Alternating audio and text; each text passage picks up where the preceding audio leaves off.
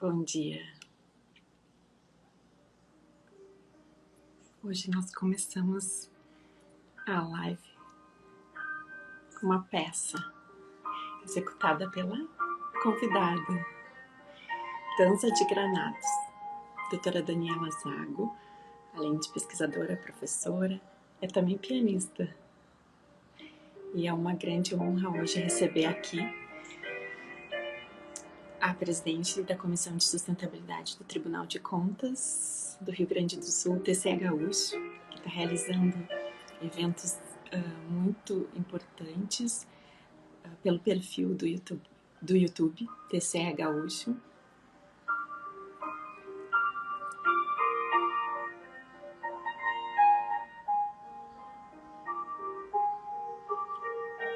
Dança espanhola, tocada pela convidada de hoje, Dança Espanhola, número 2, de Henrique Granados. Bom dia, Luísa.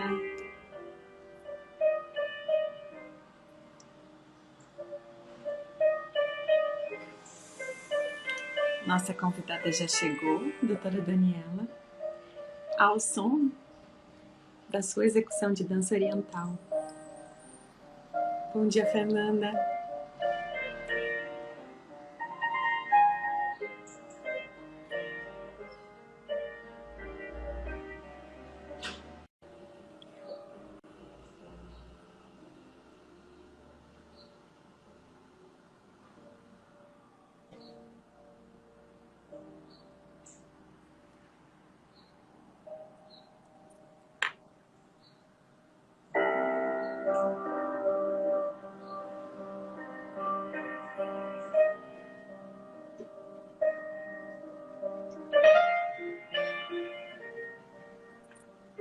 A doutora Daniela já está entrando.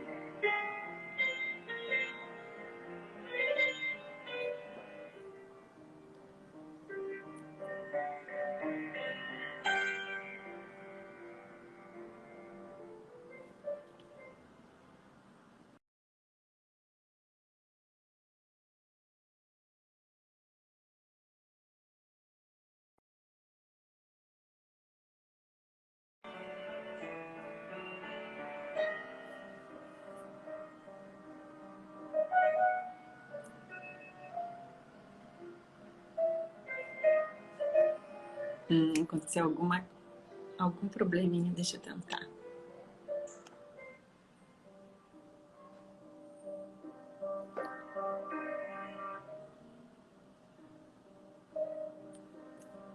Acho que agora sim, a doutora Daniela vai entrar.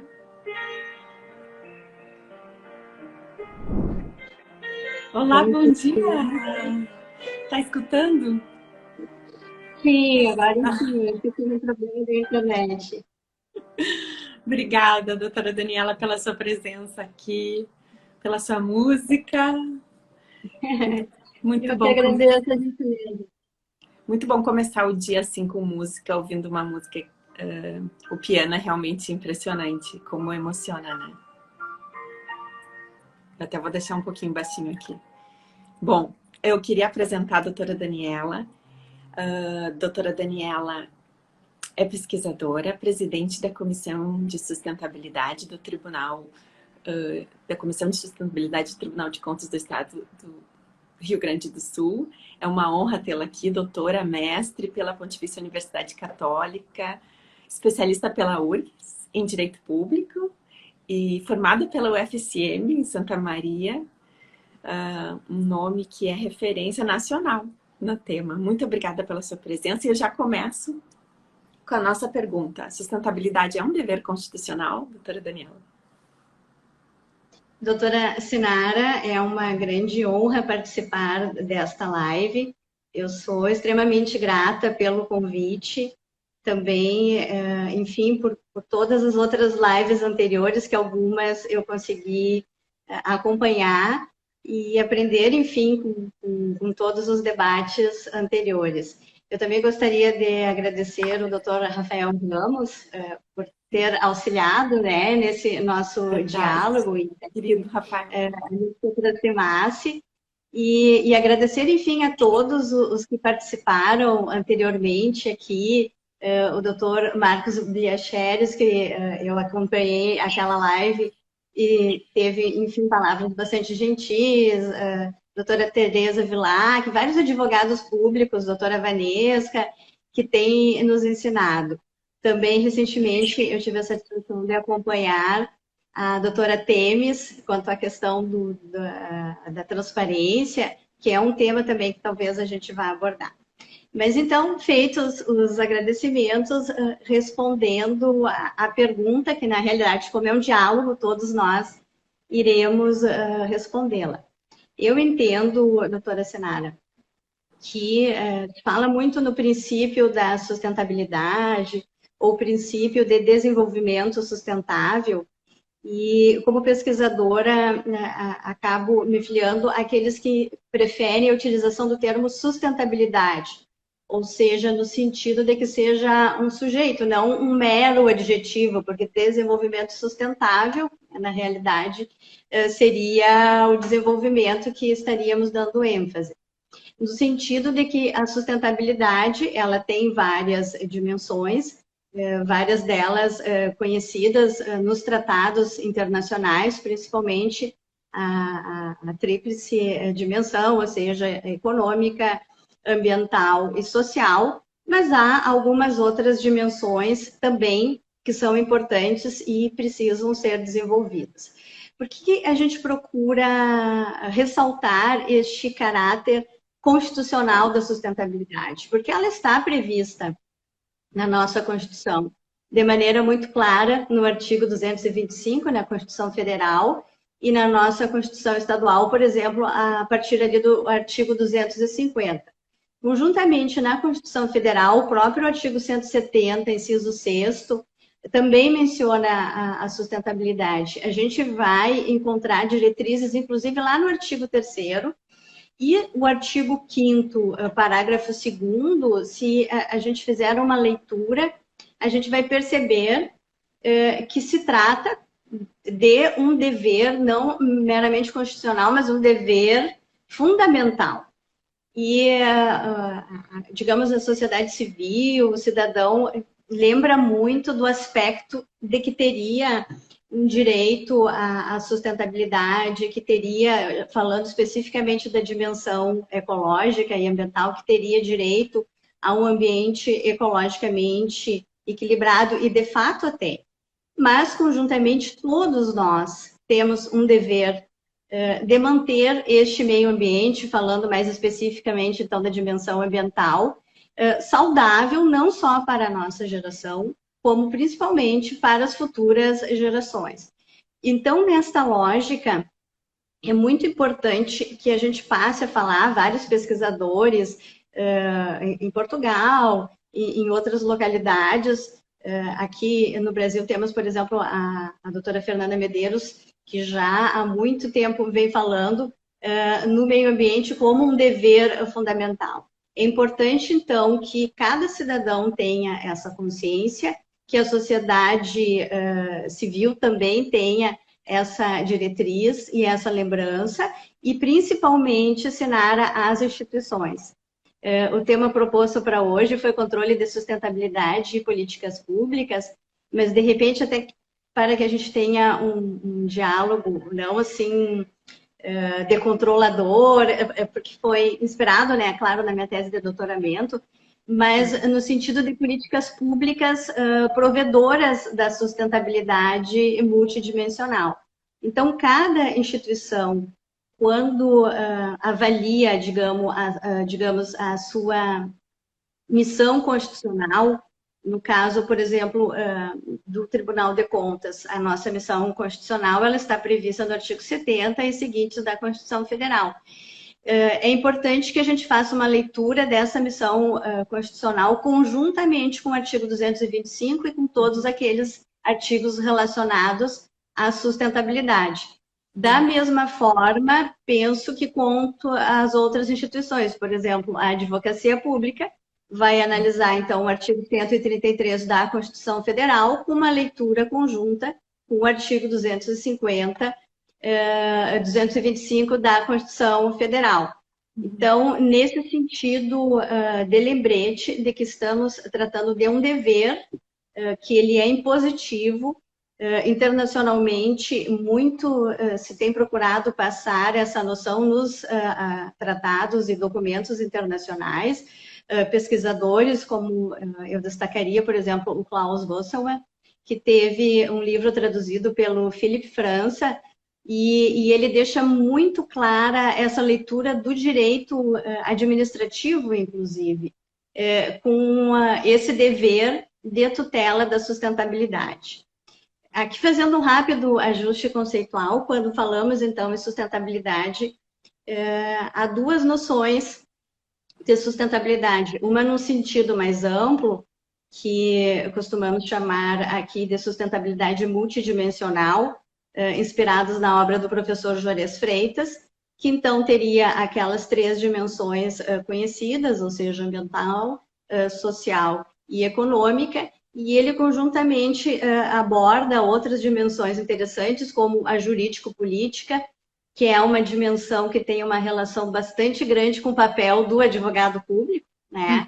E também a dimensão ética e cultural, como diriam outros autores, que vem sendo desenvolvida por outros autores e pesquisadores, onde eu destacaria a doutora Tereza Vilac, que é uma advogada pública da União, e que muito bem desenvolveu e especificou essa dimensão. Dependendo do órgão, da instituição envolvida, há outras dimensões que também merecem ser destacadas. E nas minhas pesquisas eu tenho procurado destacar a dimensão fiscal e financeira, que tem uma relação direta, claro, com a atuação dos tribunais de contas. Porque não adianta o administrador depois querer se propor a tutelar os vários deveres e direitos fundamentais se não tiver orçamento, se não tiver previsão orçamentária. Então, a lei, as leis orçamentárias, elas deverão estar conectadas e ter esta consciência de que é preciso, digamos, essa previsão desse dever constitucional. Além das dimensões, das multidimensões da sustentabilidade, é importante a gente destacar o que alguns autores mencionam, sustentabilidade forte, ou seja, há uma certa primazia, em tese, da dimensão ecológica.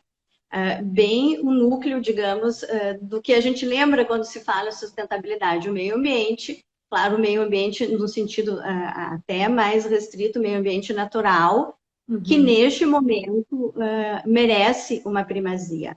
Muitos autores referem que as várias dimensões da sustentabilidade, elas deverão viver harmonicamente e estariam no mesmo pé de igualdade. Todavia, Sinara, eu entendo e depois gostaria de ouvir todos que nos escutam e participam desse debate. Nós chegamos num momento que é importante ser dada uma primazia em tese à dimensão que eu prefiro, inclusive, chamar de ecológica, para que fique bem claro, assim, esse núcleo importantíssimo de que a gente tenha preocupação nesse momento.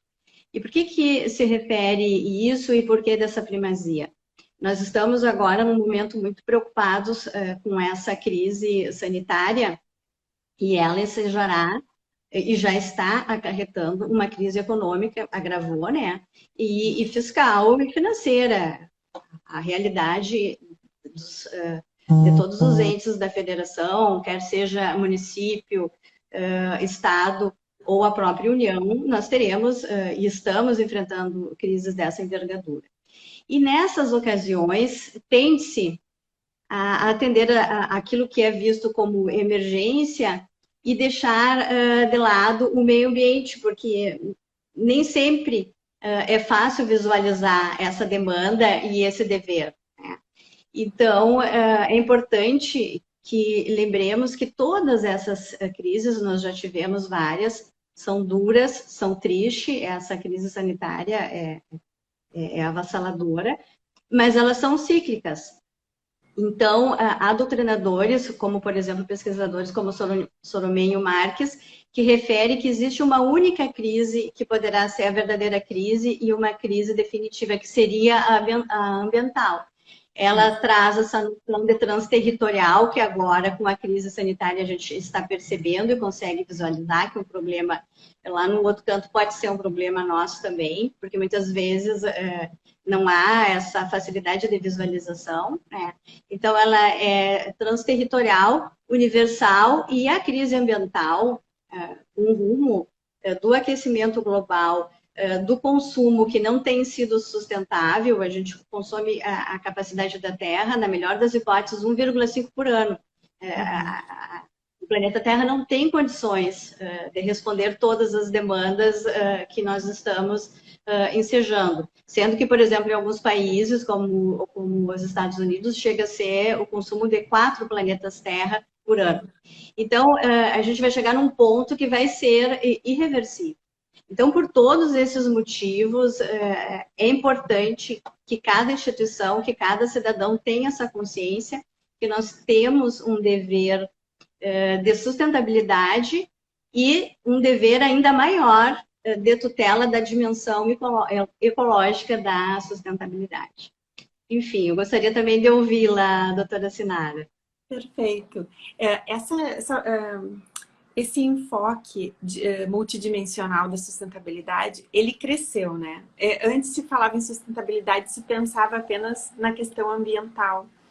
Mas eu gostaria, assim, de destacar que o seu trabalho tem sido muito importante para nós. Assim, eu gostaria de destacar um evento ocorrido dia 12 de junho, que foi mais ou menos na mesma época onde nós começamos aqui na PGM Ambiental a fazer lives. Então, para mim foi muito importante, e para várias pessoas, com certeza, o evento Meio Ambiente e os Tribunais de Contas,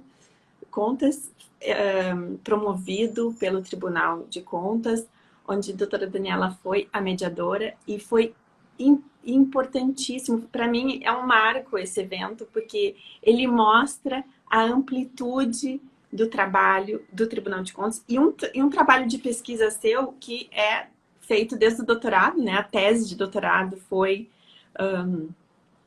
nesse sentido, e eu gostaria então de pedir, doutora Daniela, que falasse um pouquinho de como começou esse estudo, assim, até para as pessoas ficarem sabendo como foi que começou essa sua pesquisa. Acho muito importante a história, assim. Sim, Sinara, eu agradeço imensamente a referência, a audiência, e nós estamos passando por um momento bastante importante no Tribunal de Contas. Já há muitos anos, temos vários colegas que têm essa sensibilidade para as questões ambientais, inclusive, assim, conselheiros substitutos que já não estão mais lá, que se aposentaram, como a doutora Rosângela Motisca Bertolo, a doutora Heloísa ainda está lá, a doutora Rosane Reneck Schmidt, colegas auditores, desde a época que eu era auditora no tribunal. Eu atuo no tribunal desde o ano de 2000. Em 2014 foi que eu assumi esse cargo de conselheira substituta. Mas antes eu era auditora e acompanhava todo esse trabalho realizado pela Helenise, Flávia Burmais, enfim, vários colegas auditores que vêm trabalhando nisso. Então, assim, o nosso histórico de atuação e preocupação com as questões ambientais, ele já vem de longa data. Mas na atual administração, sob a presidência do conselheiro Chilac Xavier e toda a equipe dele da administração, também outros conselheiros, há uma preocupação e uma sensibilidade, principalmente com a questão relacionada aos 17 Objetivos de Desenvolvimento Sustentável. Então, nós entendemos interessante propor a realização de uma comissão, de maneira que a gente debatesse de uma maneira mais interligada aos vários setores da casa. Encaminhamos uma proposta que foi aceita, e aí, então, esse ano foi constituído formalmente uma comissão, mas sempre lembrando que a atuação do Tribunal de Contas já vem de longa data. E, inclusive, levando em consideração que os debates relacionados à sustentabilidade, é importante que eles sejam horizontais e que haja esse engajamento, uma das primeiras ações da comissão foi abrir um edital convidando todos os colegas que quisessem participar dessa comissão. E teve uma adesão incrível, assim, e eu já participei de várias outras comissões, mas é diferente, essa, assim, as pessoas estão lá porque elas têm essa noção de dever, exatamente, assim, é propositiva e tem funcionado muito bem.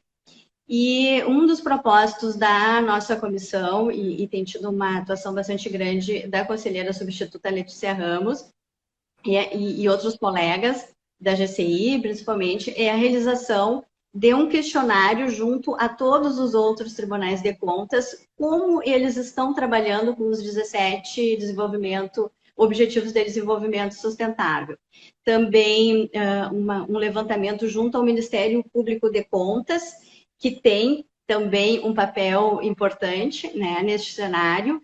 Será feito um levantamento, conjuntamente também em outras instituições parceiras que nós temos procurado atuar em rede, e para o ano que vem será realizado um levantamento junto aos nossos jurisdicionados.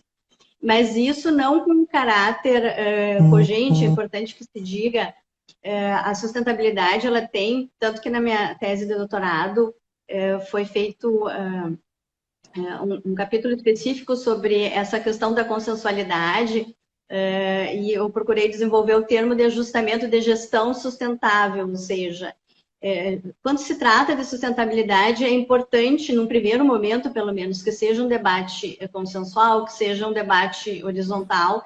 Então, há várias formas dos tribunais de contas atuarem nesta linha, sabe, de diálogo, principalmente, assim, com controle interno e um diálogo muito importante, porque todos nós que assumirmos este papel de provedor dos interesses das futuras gerações, provedores da sustentabilidade, é importante que a gente tenha um diálogo com a sociedade civil, com o controle social.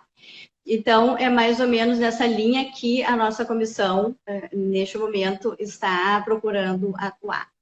Como pesquisadora, eu já no mestrado acabei, digamos, desenvolvendo 2 deveres fundamentais, que foram a saúde e a educação.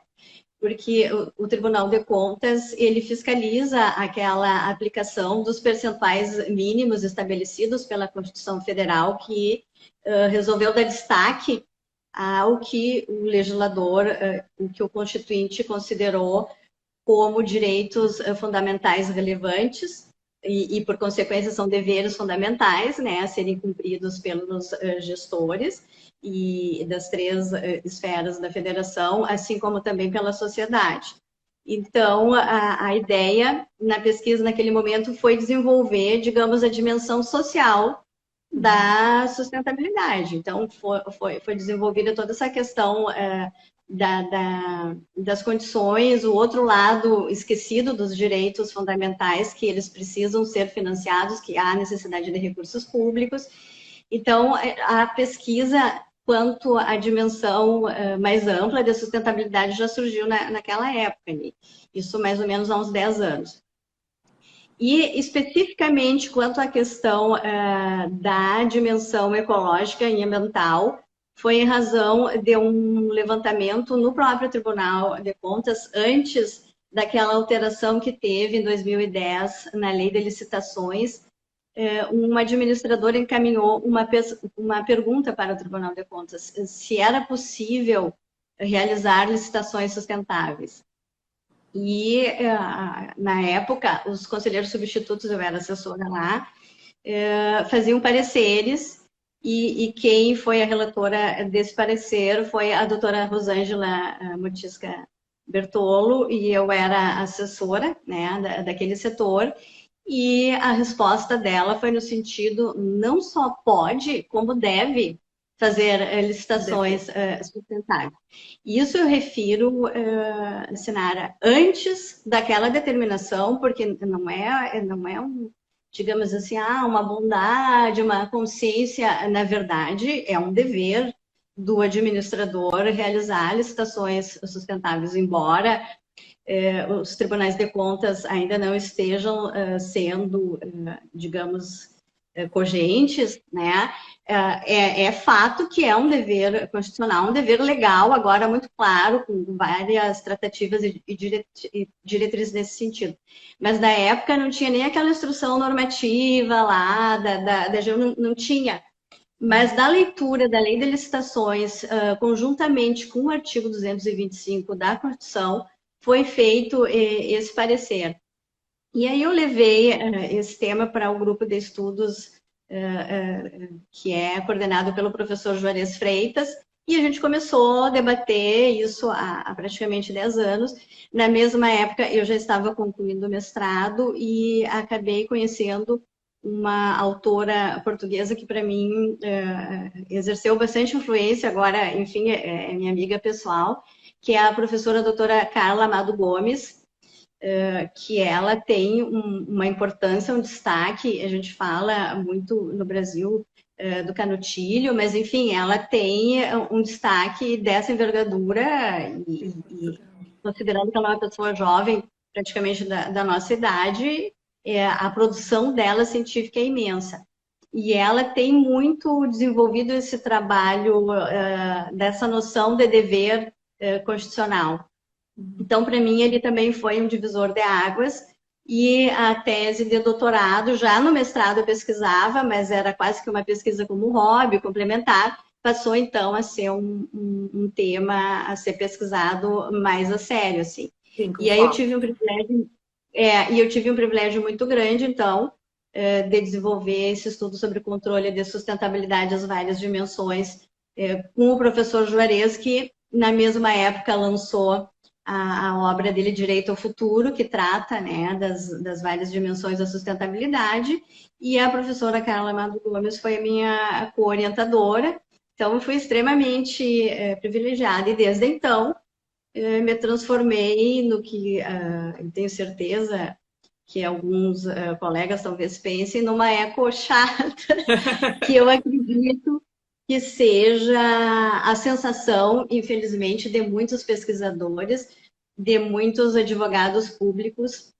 que atuam e procuram lembrar os colegas desta importância de atuação e às vezes não são levados em consideração ou às vezes, talvez, infelizmente, até ser tidos como chato.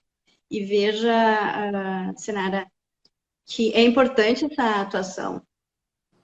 Eu ontem estava pensando, olha, veja que a minha conversa com a Sinara vai ser dia 16 de novembro, um dia depois das eleições. Ontem, acompanhando os resultados, eu acredito que várias pessoas estejam felizes, assim, com uma maior representatividade de muitos que foram excluídos ao longo do tempo, de uma participação mais ativa, assim, né? Porque o nosso papel de cidadão não é só no dia 15, não é só no momento da eleição, mas é essa atuação no dia a dia, no controle social, enfim, e que muitas vezes não tem nem condições de realizar, e é um destaque que eu gostaria de dar, inclusive das nossas instituições, que a gente pode contribuir com isso. Mas veja que várias representações estarão mais presentes agora, nos legislativos municipais e mesmo nas prefeituras, enfim, uma maior atuação das mulheres, de todos os excluídos, assim. E eu pergunto, Senara, as gerações futuras, elas serão representadas, entende? Porque eles não são eleitores, eles não votam, eles nem nasceram, porque se a gente for pensar em gerações futuras, tem várias classificações, né? Mas tem algumas, e quando a gente trata de meio ambiente, é a longuíssimo prazo, porque vários direitos fundamentais, deveres fundamentais, a gente necessita políticas públicas de Estado, uma organização a longo prazo, com algumas gerações. Mas o meio ambiente tem que ser a longuíssimo prazo. E é óbvio que eles não foram, eles não participaram da eleição ontem, e eles precisam, então, de cidadão consciente que traga para o debate, para a decisão política a ser tomada e a decisão administrativa, os interesses dessas gerações futuras. E é esse espaço que precisa ser assumido, e não é generosidade ou consciência, é um dever, no fundo, constitucional, que as instituições devem assumir. Então, as mais diversas, a gente percebe, por exemplo, o Ministério Público assumiu, e até porque fica muito claro ali no artigo 127, seguintes da Constituição Federal, esse papel. O Poder Judiciário, quando lhe é remetida essas demandas, também assumiu esse papel. Mas os tribunais de contas deverão assumir de maneira mais ampla e de maneira geral este papel, e os advogados públicos, eu não tenho dúvida, Sinara, que são os que têm maior perspectiva, principalmente assim, desse debate da qualidade da decisão do administrador público, ainda lá no início, antes que o problema venha a ocorrer, enfim, desse debate, é importante essa decisão qualificada.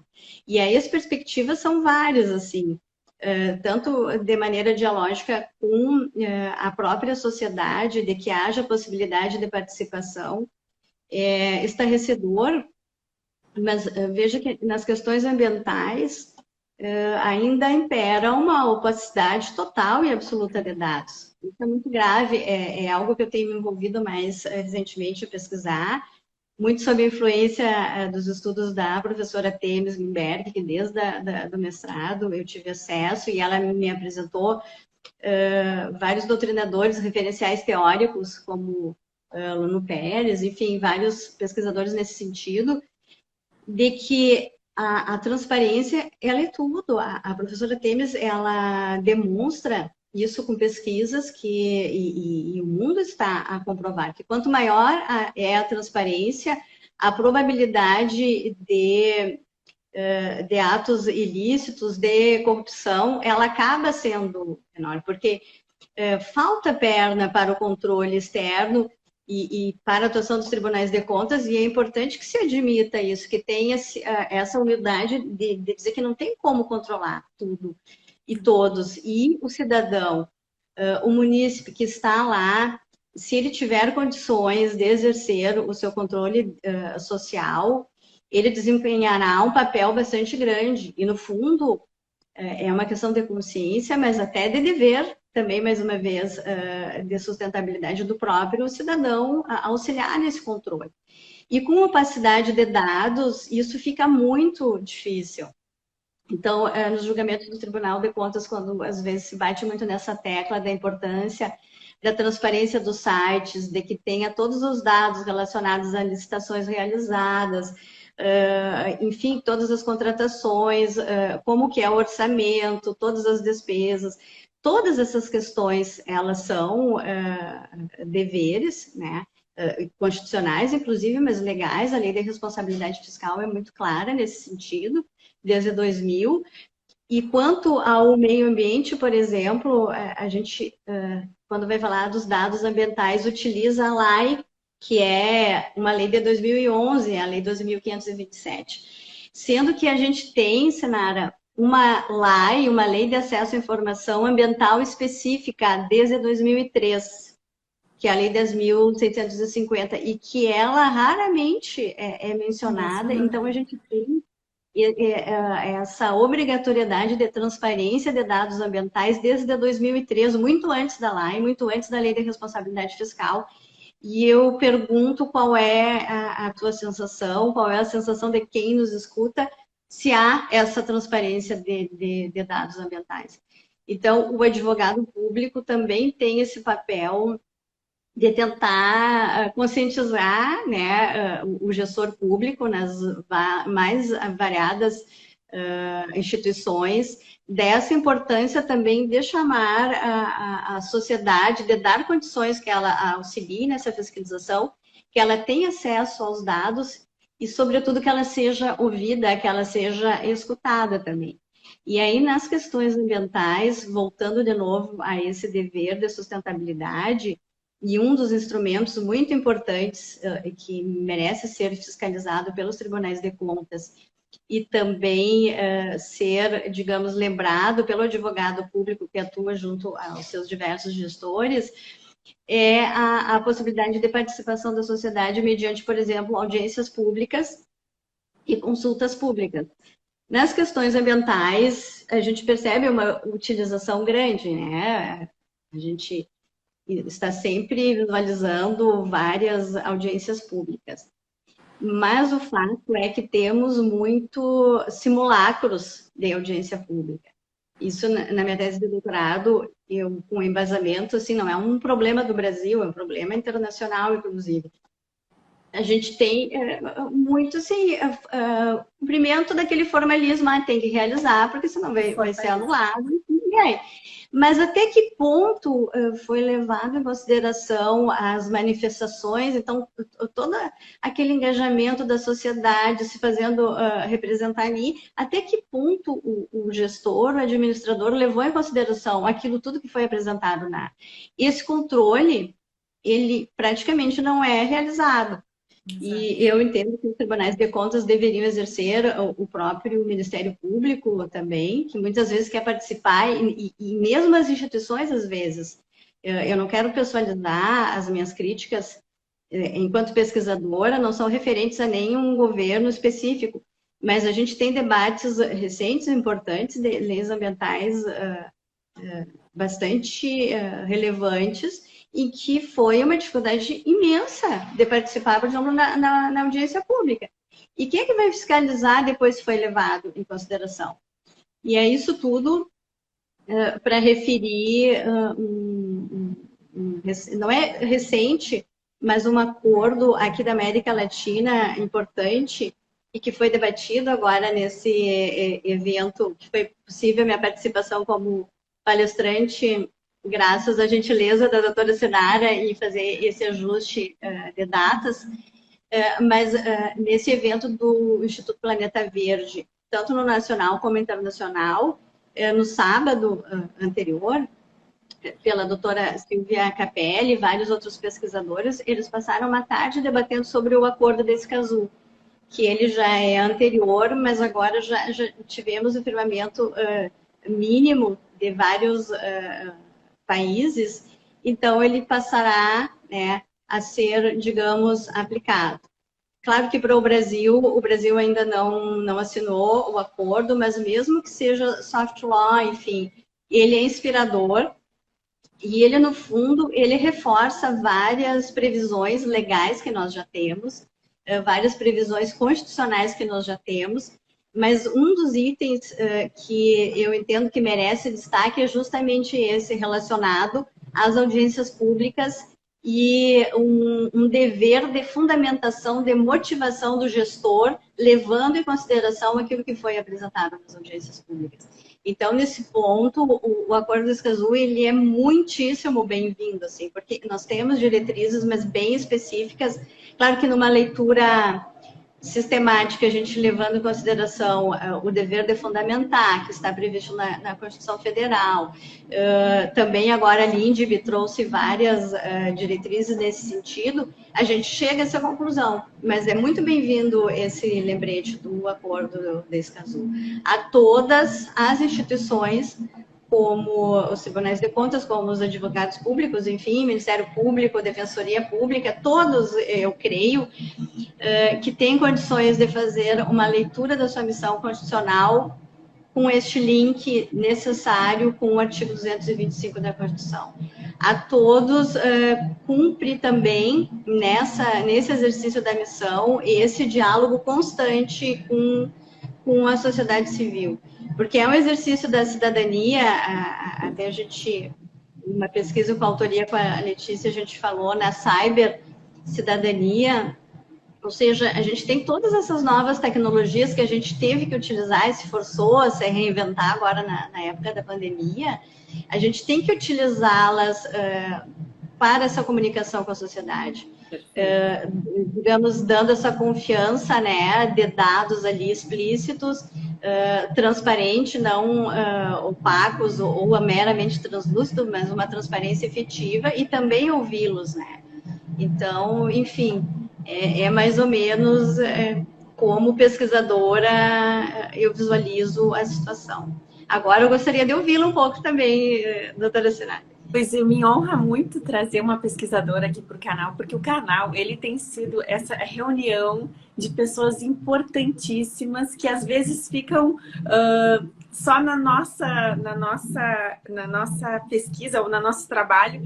E eu estou muito feliz de trazer aqui assim a sua fala, a sua pesquisa, a sua experiência e mostrar assim como o que a gente faz no dia a dia está completamente ligado ao Tribunal de Contas, à pesquisa acadêmica. Eu acho que há uma interligação, foi a sua palavra, né?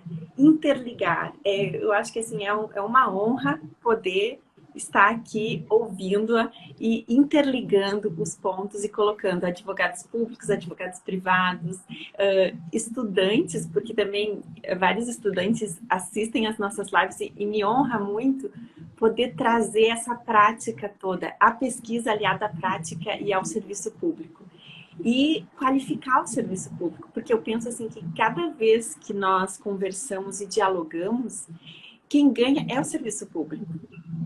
Ao compreender melhor o dever constitucional do gestor, do servidor, do advogado público, nós estamos qualificando o serviço público. Então, assim, muito me honra, assim, eu tenho o apoio da chefia para fazer essas intervenções, essas lives, e eu fico muito honrada, porque é a primeira vez que eu tenho essa possibilidade. E acho que é uma riqueza poder ouvir, trazer, registrar, tornar transparente a nossa conversa, que muitas vezes é institucional e outras vezes é de estudo mesmo, né? de leitura, mas trazer para a prática toda a pesquisa acadêmica e tornar o serviço público enriquecido com essa possibilidade de diálogo institucional. Eu acho que mesmo podendo registrar, assim, podendo ter esse acesso é muito importante. Eu tenho aprendido muito e tenho dito para os meus colegas que, assim, que é uma honra cada vez que eu posso ouvir e conversar com uma pessoa que eu admiro. Em 2014, eu assumi como chefe de gabinete de um conselheiro de Tribunal de Contas no Amapá. Então, eu tive essa experiência de trabalhar dentro do Tribunal de Contas e eu voltei em 2016 e disse assim, todos deviam trabalhar no Tribunal de Contas. Todos os advogados, todos os servidores públicos deveriam conhecer como é rico o trabalho desenvolvido dentro do Tribunal de Contas e como ele tem uma amplitude tamanha e um aprofundamento. Assim. Eu vejo no Tribunal de Contas um aprofundamento da análise da gestão que não é visto nem dentro da gestão. Sabe? É preciso sair da gestão e atuar dentro do Tribunal de Contas para entender a gestão. Acho que eu só pude entender mesmo gestão e daí aproveitei e fiz a minha especialização em administração pública e gestão de cidades. E só lá eu teria essa possibilidade de entender essa interligação que precisa haver. Então, eu novamente fico muito, muito honrada. E passou tão rápido a nossa conversa, a gente já está indo para os 17 minutos finais. Daí eu queria aproveitar, doutora Daniela, e para a gente fazer o nosso jogo de descobertas, né? Como a advocacia pública pode ajudar no controle de sustentabilidade, contribuir seria a construir, né? Construir dentro da administração um controle de sustentabilidade anterior, né? De fundamentação. É uma pergunta bastante interessante e que seria quase que uma presunção achar essa resposta sozinha. Claro, esse nosso diálogo esperamos que propicie a todos que nos assistem e nos escutam a achar respostas. De uma maneira imediata, sim, então, retomando o que conversamos, como a nossa Constituição Federal, diferente de outras, não tem esse papel de provedor de gerações futuras, por exemplo, como a Hungria, Israel, França tem, comissões parlamentares para as futuras gerações como a Finlândia, Israel, ministro da Mãe Terra, como alguns países aqui da América do Sul. É importante, então, que todas as instituições façam a leitura do seu papel institucional, com esse necessário link com o artigo 225 e todos os outros relacionados à sustentabilidade. Os advogados também privados, né, podem fazer esta leitura. Claro que o Ministério Público, várias instituições, a gente tem essa facilidade de visualizá-los como provedores da sustentabilidade ou curadores das futuras gerações.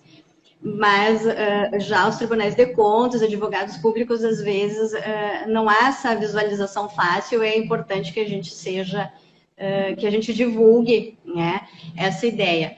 O que eu vejo, cenário, assim, olha, essencial, então, essa análise da sustentabilidade com as várias dimensões. Então, uma atuação muito preocupada também com a dimensão social, uma sustentabilidade inclusiva, né? Esse papel, essa dimensão trabalhada pelo professor Juarez, jurídico-política, também de conscientização pelos advogados públicos é importante. A dimensão fiscal e financeira, que é uma dimensão relevante para os tribunais de contas, também é relevante. Acho que deu uma trancadinha.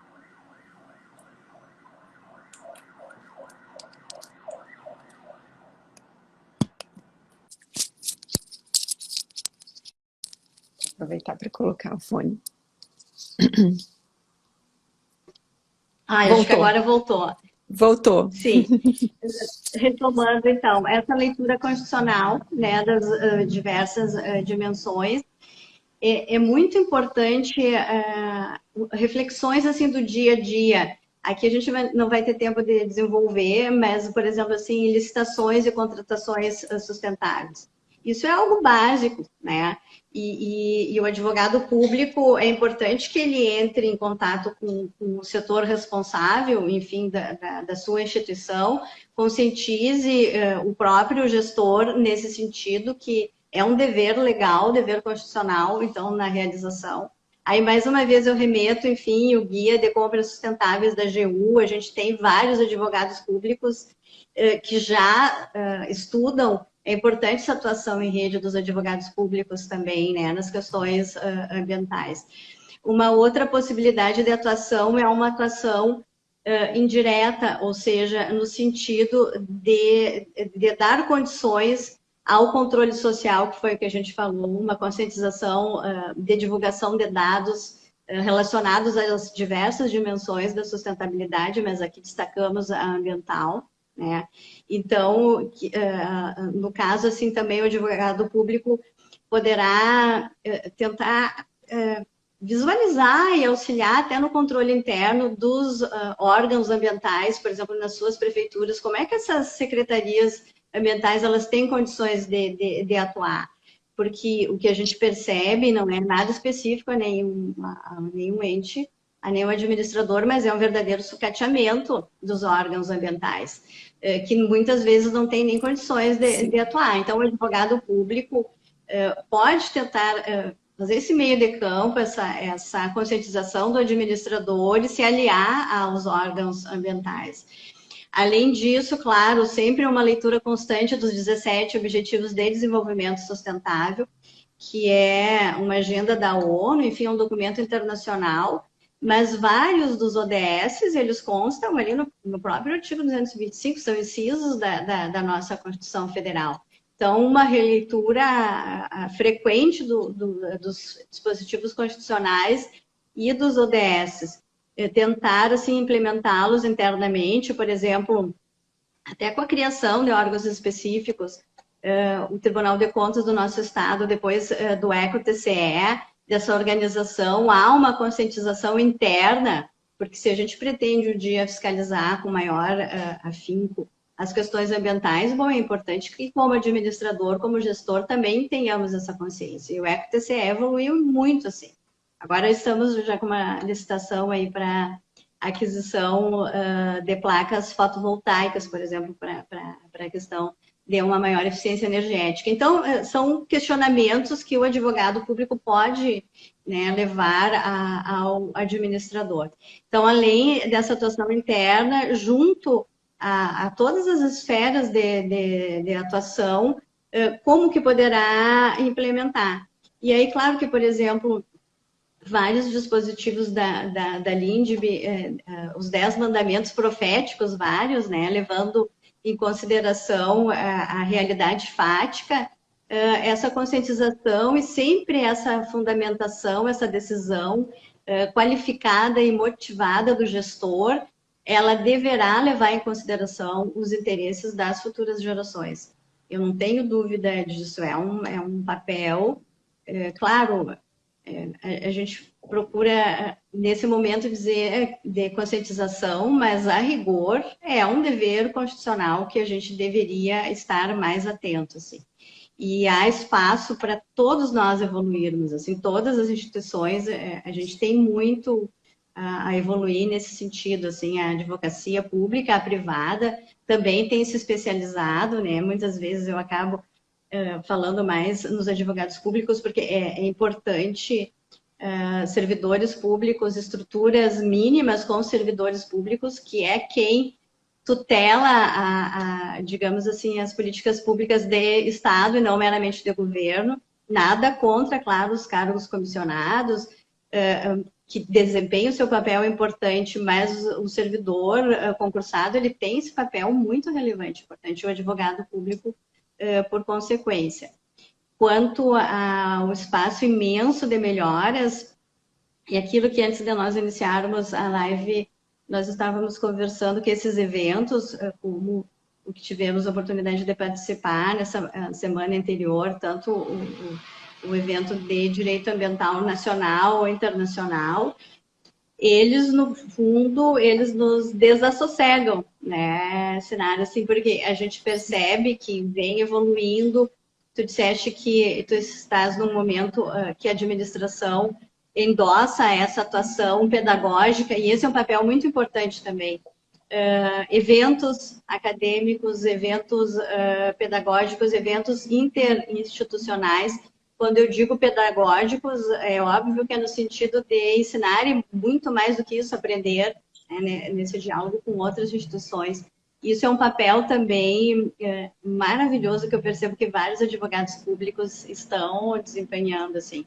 A PGM de Porto Alegre, a AGU, imagina, tem tradição na realização de eventos, a nossa PGE no Estado também, e o advogado público, é importante que eles tenham também estímulo de ter tempo, porque muitas vezes as nossas demandas são tão grandes que a gente fica com pouco tempo de se aprimorar, né? É importante que haja um espaço para isso, né? De aprimoramento. Mas, em linhas gerais, são as ideias que me ocorrem, assim, digamos assim, mais latentes, mais emergentes de atuação dos advogados públicos. Agora, eu gostaria de ouvir uma advogada pública, o que pensa, até para eu inserir, de repente, em eventual texto que vai resultar esse nosso diálogo, outras frentes de atuação, doutora Sinara.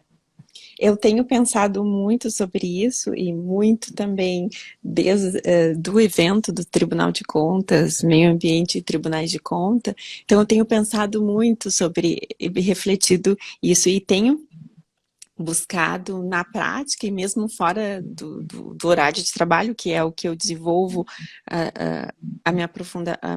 o meu aprimoramento é fora do horário de trabalho, mas também no horário de trabalho, mas eu tenho, assim, pensado muito sobre práticas dentro da administração, como a maior incentivo para a aplicação da agenda da A3P, né?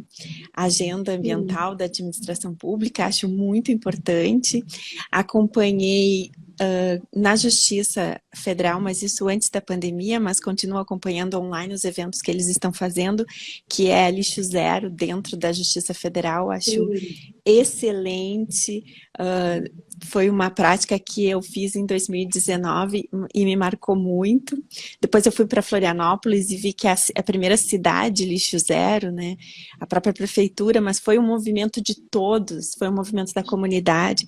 Então, assim, dá destaque para práticas que trazem esse sentido de sustentabilidade para o dia a dia, né? A gestão do patrimônio público também me parece muito importante. A prática, nós vemos na prática, né, o desperdício, muitas vezes, em atuações judiciais que visam buscar uma atuação que não teve esse olhar de sustentabilidade no passado. Então, tudo é muito demorado, né? Então, aparece 10 anos depois. Assim, uma área degradada, ela vai aparecer 10 anos depois.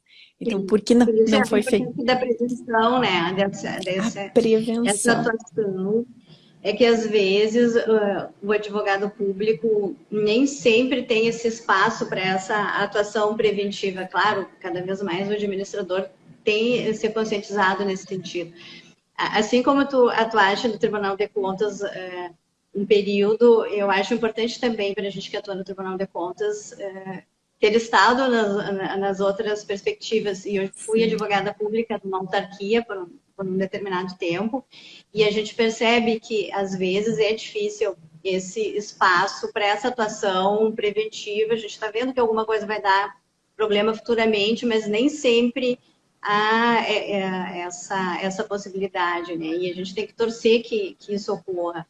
Mas, enfim, bastante interessantes as suas ideias. Falando sobre lixo zero, o Tribunal de Contas teve um evento junto com outras instituições, que foi uma carta aos futuros gestores e administradores de Porto Alegre, e que foi na semana ali do lixo zero. É bem recente, está disponível também no nosso canal.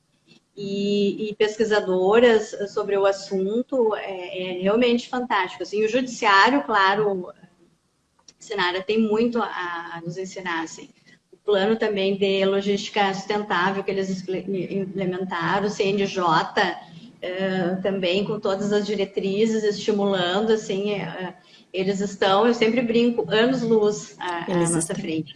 E a intenção dessa comissão é tentar essa maior conexão com outros tribunais de contas, aí agora comentando sobre as perspectivas de melhoras na nossa instituição, para que haja uma atuação conjunta e também, inclusive, assim, com o Instituto Rui Barbosa, que cuida desse lado pedagógico, né, da atuação dos tribunais de contas, de maneira que seja, digamos assim, o nosso dia a dia, essa conexão com os 17 Objetivos de Desenvolvimento Sustentável, que todas essas questões que a gente ressaltou aqui, todas estão ali, né, de maneira bastante clara. E é importante que a gente leia não só os 17 objetivos, mas todas as metas onde há um detalhamento, e essa noção também mais ampla de meio ambiente, não no sentido estrito, mas que abarca, enfim, todas essas questões do município também, urbanísticas, que eu vejo que vocês têm desenvolvido bastante também. A doutora Vanesca também pesquisa, enfim, outros procuradores municipais, é bastante relevante. Nesse evento da semana anterior também, o meio ambiente do trabalho, enfim, várias outras questões que a gente tem que ter cautela e zelo. E, enfim, tudo que está interligado. Exatamente. Eu percebo que a gente está chegando no horário, mas na realidade é isso. Eu penso, o cenário que a gente pode finalizar, na realidade fazendo um convite, né, a todos que nos escutam, de que assumam esse papel. Enfim, os alunos que exerçam a sua cidadania como um efetivo controle social, que eles entrem nos sites das instituições que agora são obrigadas a fornecer dados, mas não adianta a gente fornecer dados se o cidadão, se o pesquisador não ingressar lá e não avaliar e não se manifestar. Perfeito. E o convite é que todos tenhamos consciência de que a única e verdadeira crise, se a gente não tomar uma atitude, é a crise ambiental. Então, por isso, a gente tem que ter um cuidado muito especial com a dimensão ecológica e ambiental. Claro que todas as outras são relevantes também. e todos assumirmos, como cidadão e como instituição, enfim, esse papel de curadores das futuras gerações, de uma equidade intrageracional, de maneira que a gente seja inclusivo também na nossa geração, mas intergeracional, né? E promovendo as várias dimensões da sustentabilidade, que não é nada fácil, mas é na minha visão, um dever constitucional. Muito certo? obrigada, muito obrigada, doutora Daniela. Me sinto honrada com essa 1 hora dedicada a nós, a sua fala. Mais uma vez agradecer ao Rafael que está nos acompanhando. Rafael, obrigada por fazer essa interlocução. E, doutora Daniela, meus sinceros agradecimentos por toda a pesquisa, por todo o trabalho, por tudo que está fazendo no Tribunal de Contas do Estado. É um orgulho muito grande tê-la aqui conosco e ouvir a seu respeito no Brasil inteiro, né? Porque é referência nacional. Muito obrigada, muito obrigada. Obrigada pela audiência de todos, então, também, e pelo convite mais uma vez. Obrigada, Sinara. Obrigada a todos que nos acompanharam. Uma boa semana, um bom trabalho. Boa sessão hoje. Obrigada. Tchau, tchau. Tchau, tchau.